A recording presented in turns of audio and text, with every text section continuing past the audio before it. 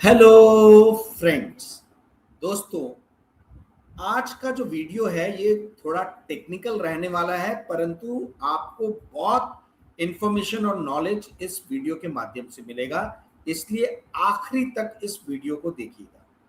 दोस्तों, मैंने ये वीडियो बनाया है क्योंकि आज मैंने एक हेडलाइन देखा, इकोनॉमिक टाइम्स में छपा है, different eras but current rupee slide has elements of 1991 crisis.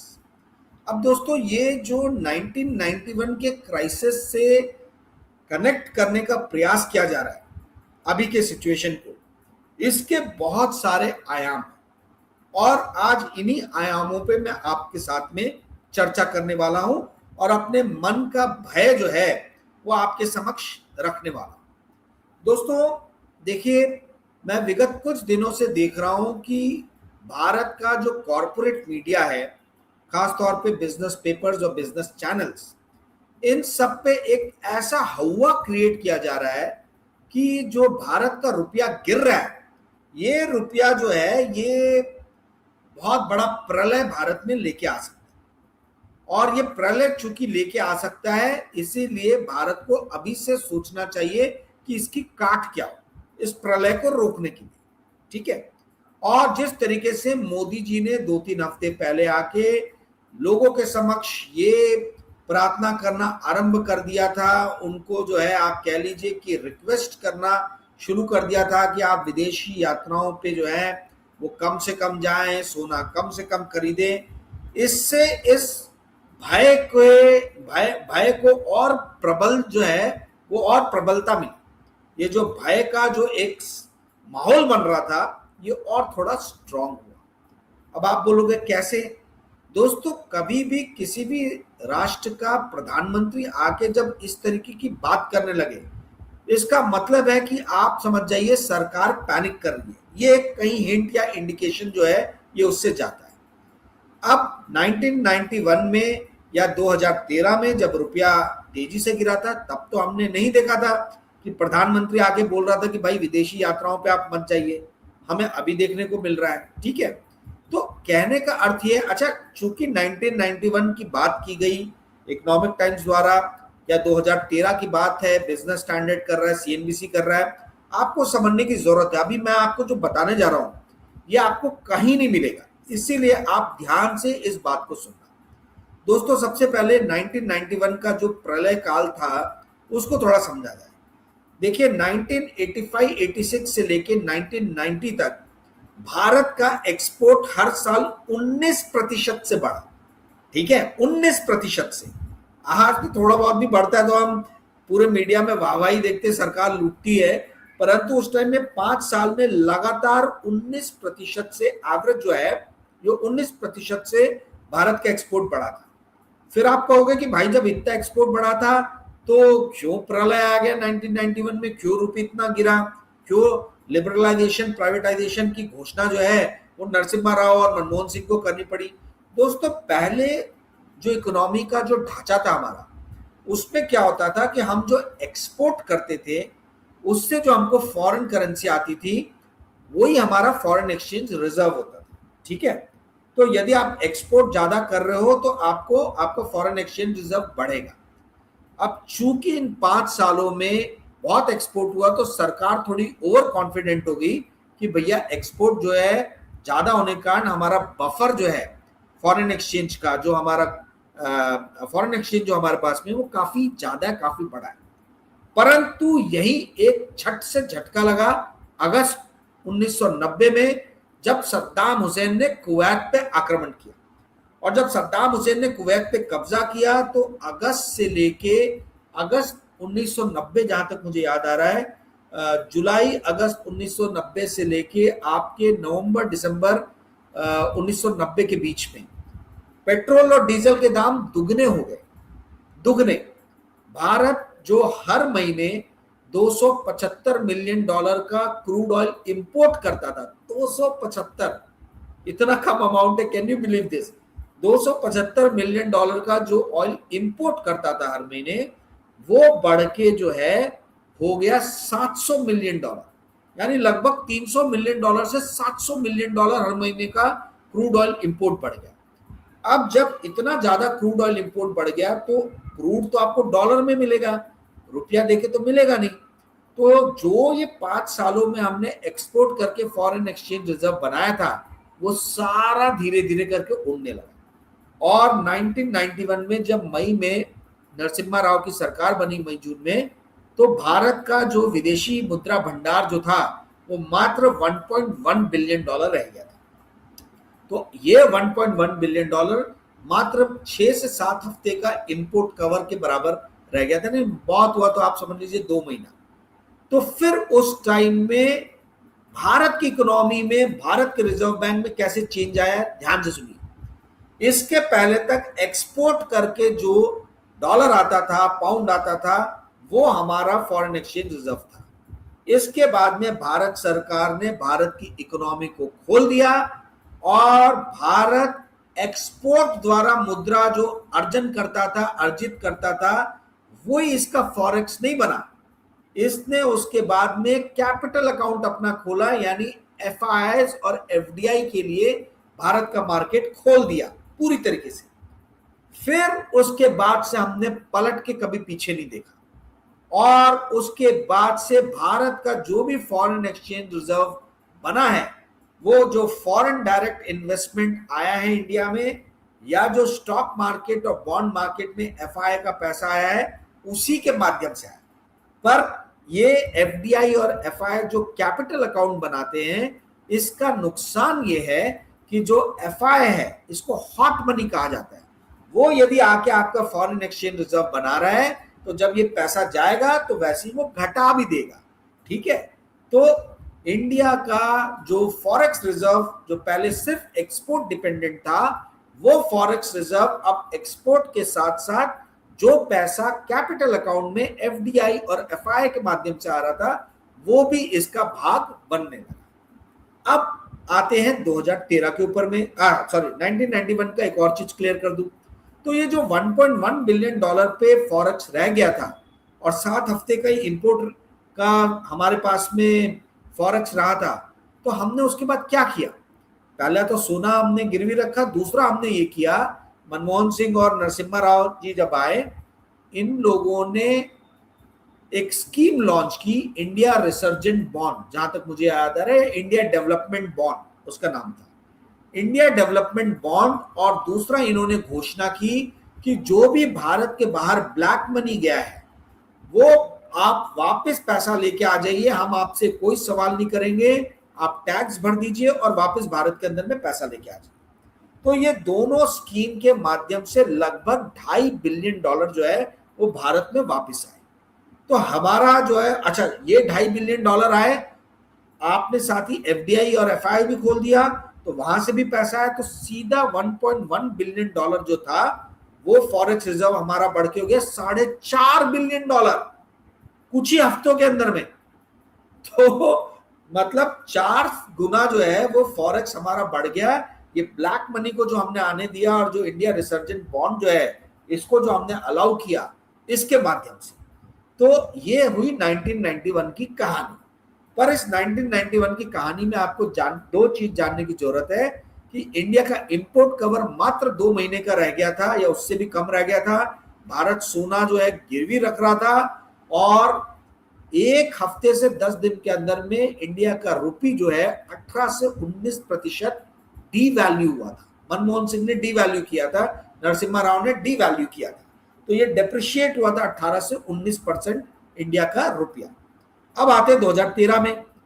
2013 में दोस्तों जब टेपर टैंट्रम हुआ, जब फेडरल रिजर्व ने घोषणा की कि हम बॉन्ड बाइंग बंद करने वाले हैं, तो सडनली फ्रेजाइल 5 करके 5 राष्ट्रों का नाम आना शुरू हुआ, जिसमें इंडिया भी था, इंडोनेशिया था, टर्की था, ब्राजील था, ये और साउथ अफ्रीका था। ये 5 राष्ट्रों की करेंसी को फ्रेजाइल 5 कहा गया। और देखते ही देखते भारत का जो रुपया है, जो मार्च 2013 में 53 के लेवल पे था, वो टूट के 68.89 69 पकड़ लीजिए, 53 से 69 पहुंच गया, यानी लगभग 28 से 29% की गिरावट जो है वो हमने मार्च 2013 से लेके सितंबर 2013 के बीच में देखा। भारत सरकार रघुराम राजन को लेके आई आरबीआई का गवर्नर बना के। उसके बाद में रघुराम राजन ने जिस दिन पदभार संभाला उसी दिन अनाउंस किया कि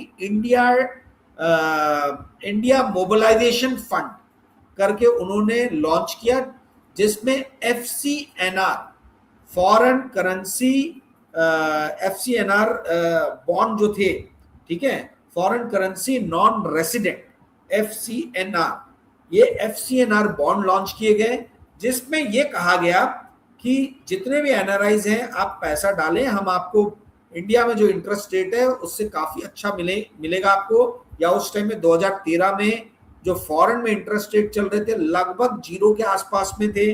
आपको याद होगा 2008 के सब प्राइम क्राइसिस के बाद में वर्ल्ड ओवर इंटरेस्ट रेट जो है उसको नीचे लेके आया गया था।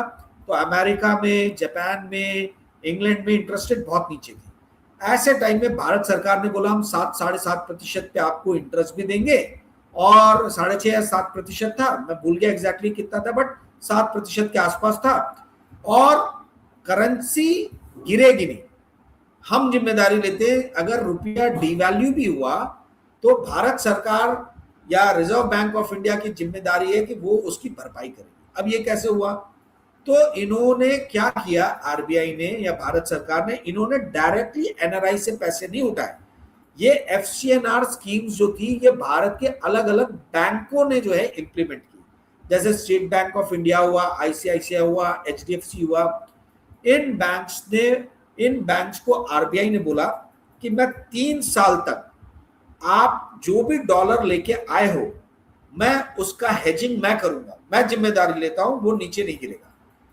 हर साल आपको मुझे सिर्फ 3.5% का इंटरेस्ट रेट देना हो।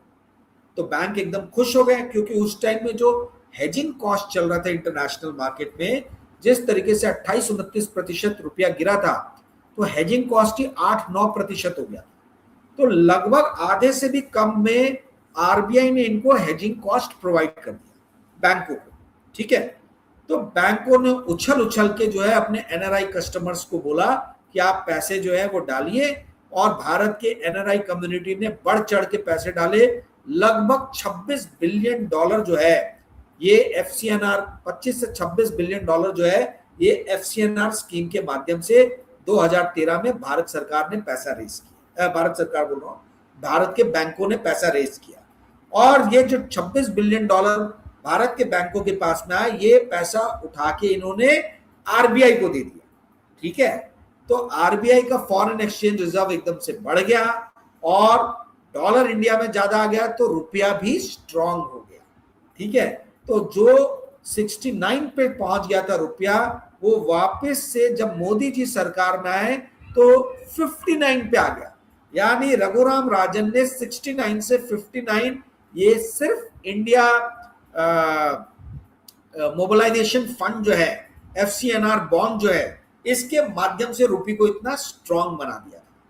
अब ये तो मैंने आपको इतिहास में क्या हुआ वो बताया, अब मुझे किस बात का भय है वो मैं आपको बता रहा हूं। वो चीज को समझने के लिए आपको इतिहास जानना जरूरी था, समझना जरूरी था, इसीलिए मैंने आपके सामने ये इतिहास रखा। दोस्तों, जिस तरीके से मैं देख रहा हूं कि हमारे फाइनेंशियल मीडिया में फिर से एनआरआई बॉन्ड की गूंज जो है, एक तो हेडलाइन मैंने आपको आज की पढ़ के बता दी इकोनॉमिक टाइम्स की, जिस तरीके से एनआरआई बॉन्ड की गूंज फिर से गूंजनी आरंभ हुई है, मुझे भय लग रहा है कि एक भौकाल क्रिएट करके, एक ऐसा माहौल बना के कि भारत बहुत ज्यादा बड़े प्रॉब्लम में जाएगा यदि किसी भी तरीके की स्कीम लॉन्च करके डॉलर को अट्रैक्ट नहीं किया गया, ठीक है। और ये भौकाल जो है ये क्रिएट करके फिर से कोई एनआरआई लोगों के लिए स्कीम भारत सरकार लॉन्च करेगी। अब आप बोलोगे कि इसमें आपको भय क्या है, डर क्या है? दोस्तों, जैसे पिछली बार 3.5% आरबीआई ने गारंटी दिया कि भाई मैं हेजिंग कॉस्ट जो है मैं वो ले रहा हूं 3.5%, जो भी रुपया गिरेगा मैं भरपाई करूंगा, ठीक है।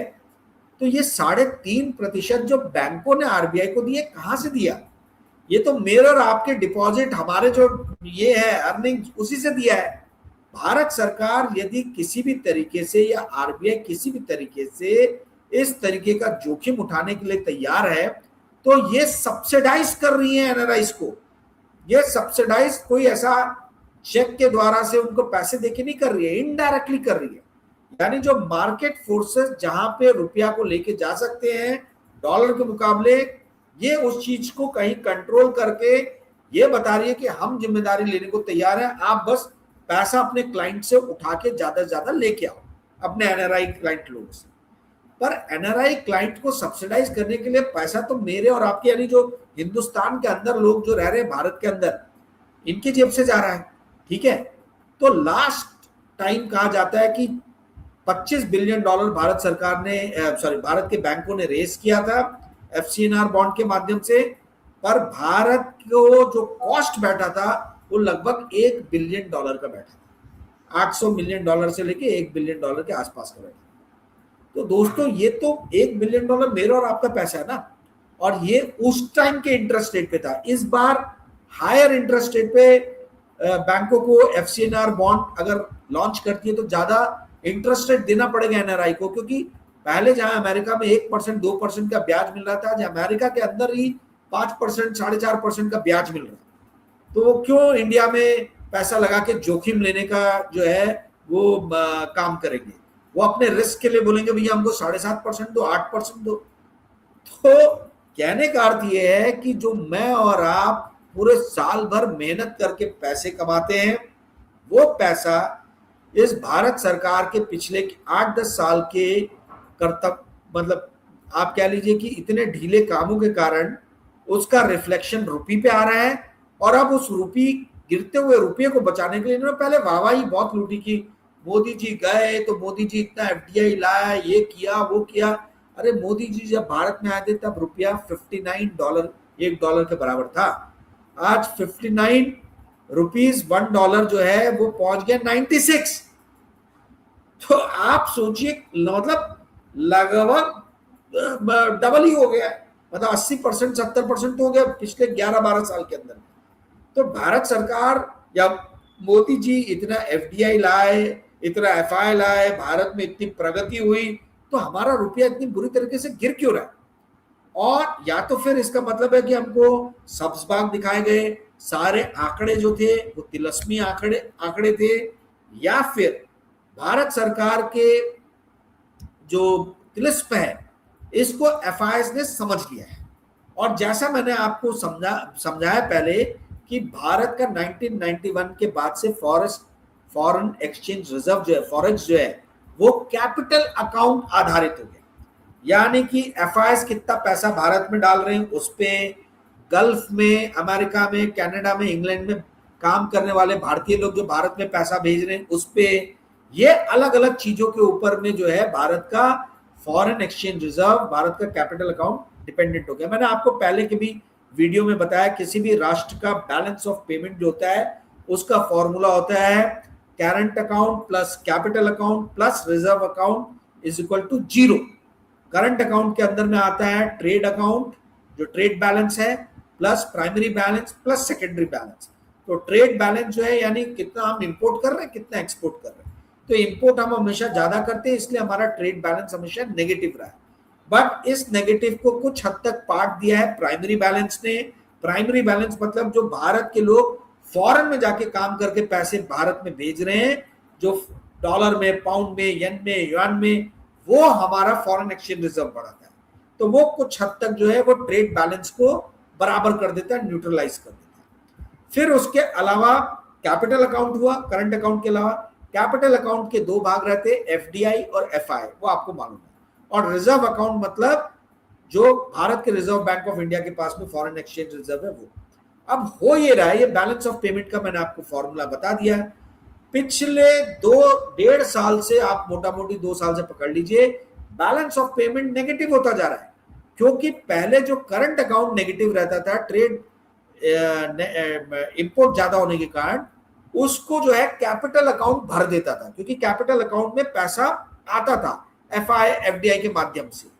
अब ये हो रहा है कि करंट अकाउंट भी नेगेटिव है और कैपिटल अकाउंट भी नेगेटिव हो गया, क्योंकि एफआई जो है भारत से बाहर पैसा निकाल के लेके जा रहे हैं। तो ये जो रिजर्व अकाउंट जो है इससे ये बराबर कर रहा है कैपिटल अकाउंट और करंट अकाउंट को, क्योंकि फॉर्मूला 0 है। तो इसीलिए रिजर्व अकाउंट हमारा कम भी हो रहा है और ये भारत सरकार की चिंता है। पर कैपिटल अकाउंट से पैसा जा रहा है, इसका मतलब है कि सरकार की नीतियां कहीं ना कहीं गड़बड़ है और इस गड़बड़ नीतियों को पाटने के लिए, जो गड़बड़ नीतियों के कारण रुपया गिर रहा है, इसको संभालने के लिए ये एनआरआई लोग के पास में जाएंगे कटोरा लेके, और एनआरआई को जो मिलेगा अच्छा खासा तगड़ा इंटरेस्ट, वो मेरे और आपके खून की गाड़ी पसीने की कमाई से मिलेगा। तो दोस्तों मोटा मोटी आपको ये पूरा का पूरा चीज समझ में आ गया जो मैं समझाना चाह रहा हूं। यदि कुछ नहीं समझ में आया तो आप कृपया करके जो है कमेंट बॉक्स में लिखिए, मैं हो सकेगा तो आपको जवाब जरूर दूंगा। दोस्तों मेरा अगला पेड वीडियो जो है वो 25 जून को आने वाला है। मैं पहले ही बता रहा हूं आपको, क्योंकि पिछली बार कई लोगों ने कहा कि भाई हमको समय ही नहीं मिला, जबकि मैंने पिछली बार भी 10-12 दिन पहले से ही अनाउंस करना शुरू कर दिया था। इस बार मैंने बोला कि 12 के बदले 25 दिन पहले बता देता।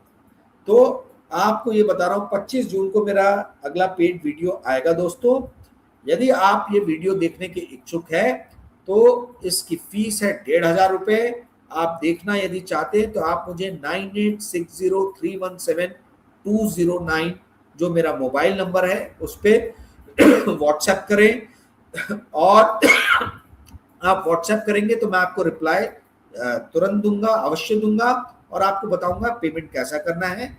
वहीं दूसरी तरफ दोस्तों यदि आप एनुअल मेंबर बन जाते हैं मेरे चैनल के तो वो आपके लिए ज्यादा फायदेमंद रहेगा, क्योंकि एनुअल मेंबर बनने पे आपको पुराने पूरे 11 वीडियोस फ्री मिलेंगे, प्लस आगे आने वाले 1 साल के वीडियोस आपको मिलते रहेंगे जो भी मैं पेड वीडियोस बनाऊंगा। एनुअल मेंबरशिप की फीस 20,000 रुपए है।